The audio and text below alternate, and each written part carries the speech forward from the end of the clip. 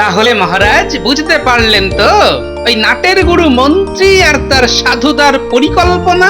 বুঝিনি আবার, হাড়ে হাড়ে বুঝেছি। ও কত বড় শয়তান এই মন্ত্রীটা! একটা একটা ভণ্ড সাধু এনে তাকে দিয়ে আমায় ভগবানে মুজিয়ে সবকিছু গিরিয়ে দেওয়ার তালে ছিল।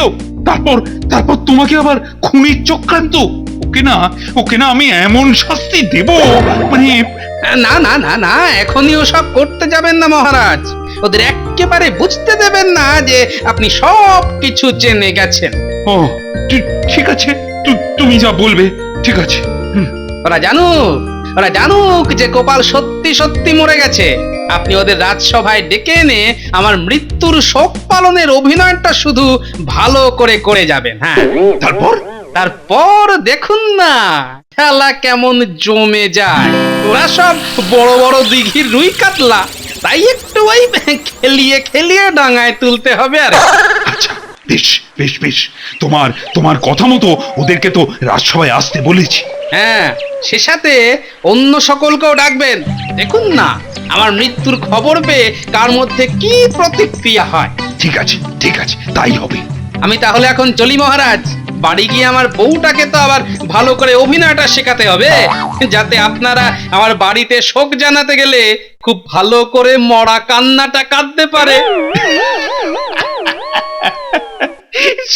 সে ভালোই পারে। তোমার মিছি মরার খবর দিয়ে কতবার আমার সাহায্য দিয়ে গেছে। সবই আপনার দয়া মহারাজ।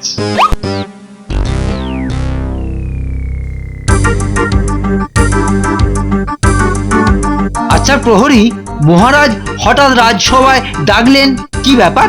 এমন কিছু জানি না, তবে কানা খুশো শুনলুম যে গোপাল ভাঁড় নাকি আজ সকালে মারা গেছে। কি বললি? কে মারা গেছে? গোপাল ভাঁড়। ঠিক বলছিস, মারা গেছে? দেখুন, ঠিক কি বেঠিক জানি না বাবা, যা শুনেছি সেইটুকুই বললুম। আহা, কি কথা শোনালি তুই! গোপাল মারা গেছে? আরে ওমর একটা মজার লোক মরে গেল। চলো চলো সবাই পা চালিয়ে চলো। উমা, তার মানে কাল সারা রাত জেগে জেগে তুমি তোমার নকল মূর্তি বানালে? হ্যাঁ গো, বানালাম। আর মন্ত্রীরা ওটাকেই আসল ভেবে আমাকে ছুরি দিয়ে মেরে ফেললো। শোনো, এখন তোমায় যা করতে হবে সেটা মন দিয়ে শুনে নাও। খানিক বাদে সপারিষদ মহারাজ এখানে এলে তুমি খুব করে কাঁদবে, বুঝলে? হ্যাঁ, কিরকম কান্না কাঁদবো? ছিটকে কান্না, নাকি কান্না, নাকি এই মরা কান্না? বোঝো কি কান্না কাঁদবে বলি, সেটাও কি আমায় শিখিয়ে দিতে হবে নাকি? হ্যাঁ, মরা কান্নাটাই তুমি কাঁদবে, বুঝেছো? তা ঠিকঠাক পারবে তো? পারবো না মানে? যা করবো না একেবারে ফাটিয়ে দেবো। শোনো, এখন আমি চলি। রাতের আধার ঘন হলে চুপি চুপি বাড়ি আসবো। কুর্তেদের সব শেখানো আছে। রাখবো গো, রাখবো। তুমি কিন্তু সাবধানে যেও। দুগ্গা, দুগ্গা, দুগ্গা, তোমরা সকলেই শুনেছ যে ভগবান দর্শনের জন্য আমি রাজকাজ থেকে 1 মাসের জন্য অবসর নিয়েছিলাম। তা গতকাল আমাদের গোপাল আমার চোখ খুলে দিয়েছে। কিভাবে মহারাজ? সে আমায় বুঝিয়ে দিয়েছে যে অন্যই হলো ভগবান, আর রাজা হিসাবে আমার প্রধান কর্তব্য হলো আমার প্রজাদের মুখে দুবেলা দুমুঠো অন্ন তুলে দেওয়া। সাধু সাধু। তাই আমি ওই গেরুয়া পোশাক খুলে ফেলে আবার এই রাজবেশে তোমাদের সামনে উপস্থিত হয়েছি। আপনি ফিরে আসাতে আমরা সকলে ধন্য হয়েছি মহারাজ। মনে কত আশা ছিল আমার। ভেবেছিলাম আজ এই রাজসভায় সকলের সামনে গোপালের সম্বর্ধনা দেব, কিন্তু কিসের কিন্তু মহারাজ? কাকে দেব? গোপাল আর নেই। মানে আজ শেষ রাতে গোপাল, ও গোপাল চিরদিনের মতো আমাদের সকলকে ছেড়ে চলে গেছে। গোপাল, কি বলছেন কি? সে কি? গোপাল কি তাহলে? হ্যাঁ, আরে গোপাল মারা গেছে।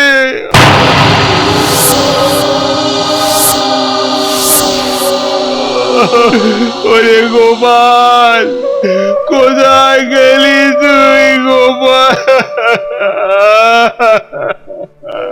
কি কি হয়েছিল গোপালের? আমাকে আমাকে একবারও কেউ খবর দিল না।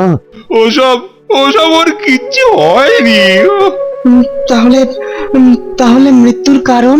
আমার আমার গুপ্তচর খবর এনেছে যে নদীর ধারে আততাই ছোড়ার আঘাতে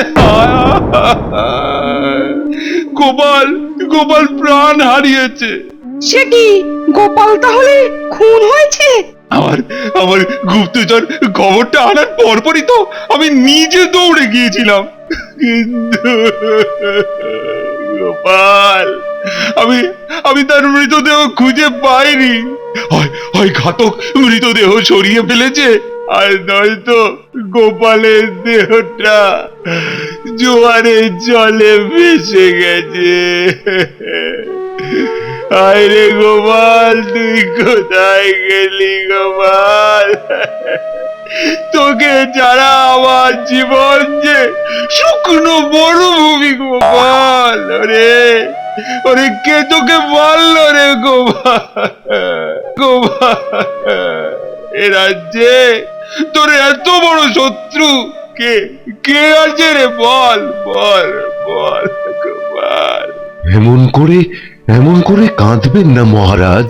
আপনার মতো মানুষের এত উত্তেজিত হওয়া ভালো নয়। রাজবৈদ্য, মহারাজকে ওষুধ দিন। কেউ না জানুক, আমি তো জানি মহারাজ গোপালকে কিরকম ভালোবাসতেন। এখনই ওষুধ না পড়লে হয়তো শোকে দুঃখে উনি পাগল হয়ে যেতে পারেন। এই এই কে বললো কথাটা? আগে আমি মহারাজ। আমায় আমায় পাগল বানানোর ইচ্ছে, পিটিয়ে না একবারে তক্তা করে দেবো।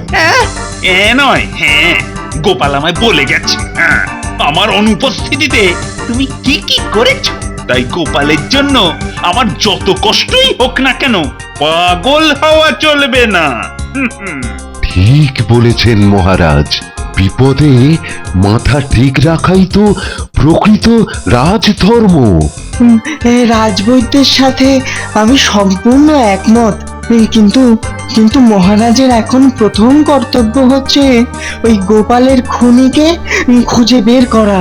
ঠিক ঠিক কথাই বলেছো তুমি। দেখো বিজ্ঞানী, গোপাল নেই, তাই এখন থেকে সময়ে অসময়ে তোমরা তোমরা আমায় একটু সুবুদ্ধি দিও, কেমন? কারণ ওই ওই মন্ত্রীর উপর আমার আর তেমন ভরসা নেই গো। অভয় পেলে আমি আমি একটা কথা বলি। হ্যাঁ হ্যাঁ, বলুন বলুন।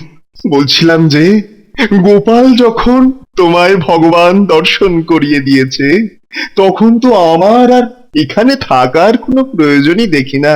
তাই তাই আমি আবার হিমালয়ে চলে যাব বলেই স্থির করেছি। এ কি কথা বলছেন সাধু বাবা? আপনার মতো হিমালয় ফেরত একজন মহাপুরুষকে আমি এই দুর্দিনে হারাতে চাই না। গোপাল চলে গেছে, এখন আপনিও যদি চলে যান তাহলে আমি আমি কাকে দিয়ে থাকবো বলুন?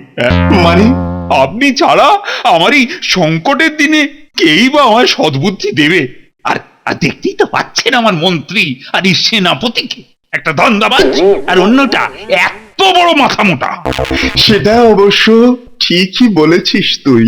বেটা সেই শয়তান রে, হ্যাঁ, মহারাজের কথায় তাল মেরে কেমন পাল্টি খেয়ে গেল। হ্যাঁ, একবার নগরের মধ্যে পাই ওই জটা দাড়ি সব ছিঁড়ে নেব। কৃষ্ণচন্দ্র, আমি আমি কিভাবে তোকে সুবুদ্ধি দান করব বলতো?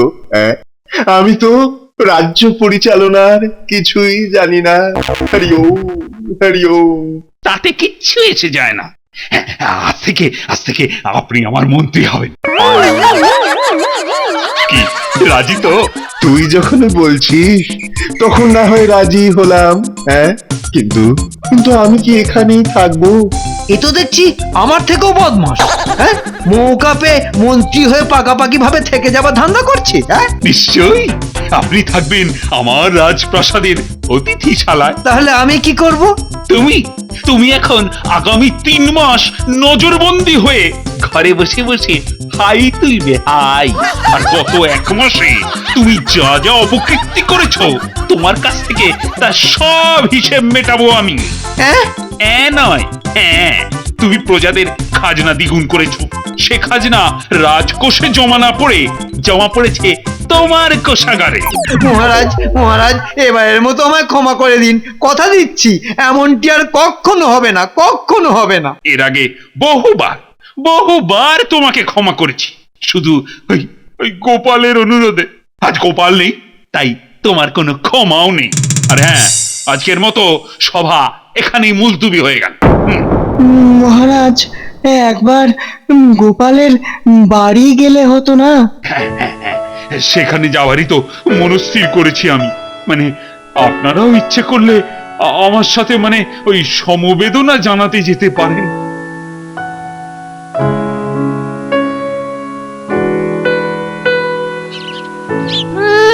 আদিক্ষেতা করে সব গোপালের বাড়ি সমবেদনা জানাতে গেছে, এদিকে আমার যে কি হবে? কি আর হবে, শুধু ধরবো আর কপাত করে ঘাটটা মটকাবো। কে কে কে কে কে কে কে কথা বলে? সে কি, এর মধ্যেই ভুলে গেলি? এই দেখ, আমি গোপাল। ওরে বাবা, ওরে বাবা, গোপাল, ভূত, ভূত। এই তো ঠিক চিনেছিস, এবার হিসেব নেবার পালা। আয় আয়, কাছে আয়, কাছে আয়, তোর ঘাটটা মটকাই। বাঁচাও বাঁচাও, ভূত! পালাবি কোথায়? লে পুচকে, এবার মুখোশটা খুলে ফেল।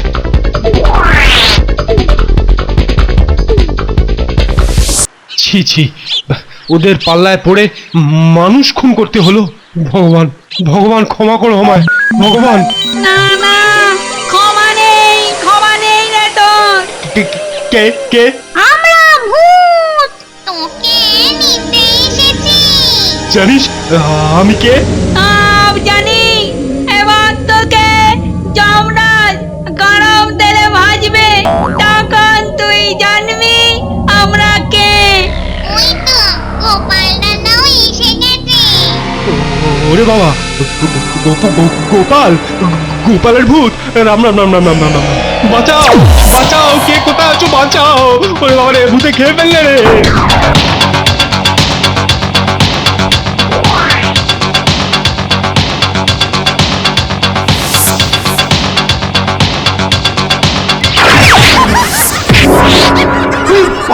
গোপালের ভূত, গোপালের ভূত আমার পেছনে।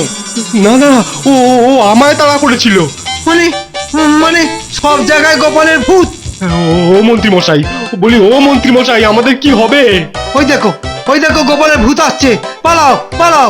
রাম রাম রাম রাম রাম রাম রাম রাম রাম, আচ্ছা আচ্ছা।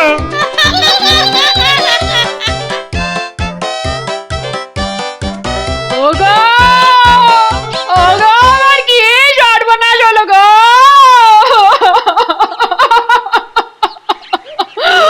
ওগো, এখন আমি কার কাছে থাকবো গো? ওগো, কে আর আমাকে শোনো, যা হবার তা তো হয়ে গেছে, কি আর করবে বলো? ওগো, আমি কত বড় অভাগী গো!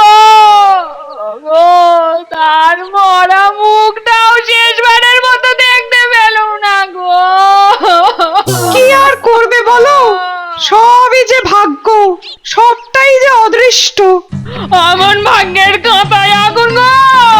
আমন অদৃষ্টের মুখে আমি নুড়ো ঢেলে দিই গো! শোকে দুঃখে ও বোধহয় পাগল হয়ে গেছে। তখন কত করে বলেছিল, ওগো মহারাজের ভাঁড় হতে যেও না, যেও না। নাপিতের ছেলে তুমি, যেমন চুল দাড়ি কাটছিলে তেমনই কাটো। কিন্তু শুনলো না, শুনলে আমার কথা?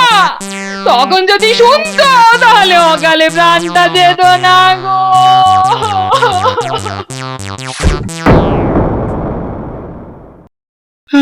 আরে সর্বনাশ, এই যে জ্ঞান হারালো! আরে ও রাজবৈদ্য, একবার ওর নারীটা দেখুন তো। না না না না না, নারীর গতি তো স্বাভাবিক। মনে হয় সাময়িক উত্তেজনায় জ্ঞান হারিয়েছে। আপনি চিন্তা করবেন না।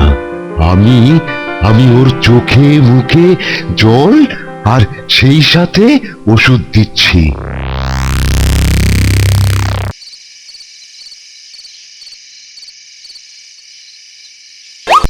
আমি মাছ খাবো। উমা উমা এটা কে গো? ও ভূত নাকি? হ্যাগো গিন্নি, ভূত, তবে মরা নয়। এ হলো জ্যান্ত গোপালের অতি জ্যান্ত ভূত। নাপতে বুড়ো, তুমি পারো বটে। আরে পাড়ার তো এই শুরু। এমন ভূতের ভয় দেখাতে শুরু করেছি না, সব একেবারে কাপড়ে চোপড়ে হয়ে যাবে। এইবার যাচ্ছি ওই ভণ্ড সাধুটাকে ভয় দেখাতে। এই শোনো শোনো, খানিকটা ওই ধুনো আর ধুনুচিটা দিও। হ্যাঁ, ধোয়ার মধ্যে ভূতের খেলা জমবে ভালো।